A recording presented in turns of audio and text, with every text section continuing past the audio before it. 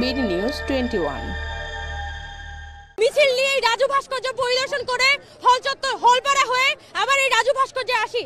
এরপরে আমাদের ঢাকা বিশ্ববিদ্যালয়ের প্রত্যেকটা হল থেকে ছেলেমেয়েরা মিছিল নিয়ে এই রাজু ভাস্কর্যে আসে এবং আসিয়ার ধর্ষকের ফাঁসির দাবিতে আমরা আজকে এখানে অবস্থান করেছিলাম।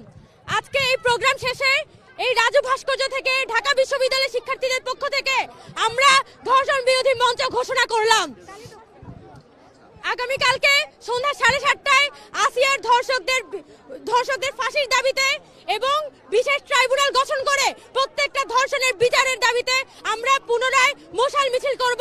আগামীকালকে কর্মসূচি মানে আমরা বলতে চাই যে আগামী 24 ঘন্টার মধ্যে এই যে ধর্ষকদেরকে ধরা হয়েছে তাদেরকে আদালতে হাজির করতে হবে।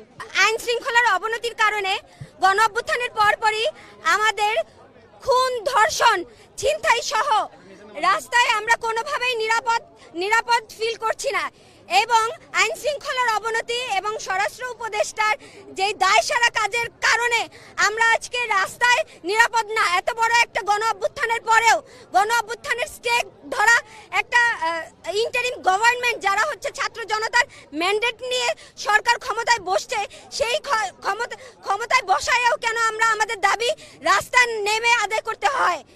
আপনারা দেখেছেন আসিয়াকে যেইভাবে ধর্ষণ করা হয় এবং মানে তাকে মৃত্যুর মুখে ঠেলে দেওয়া হয়, এই যে ভয়ঙ্কর একটা মানে ঘটনা, সেটা হচ্ছে একদিনে ঘটে নাই, এর আগেও অনেক ঘটনা ঘটে গেছে অলরেডি, এখন পর্যন্ত ঘটছে। আমরা যদি দৃষ্টান্তমূলক শাস্তি এটা না নিশ্চিত করতে পারি, আমরা ছাত্র জনতারা আগামীকাল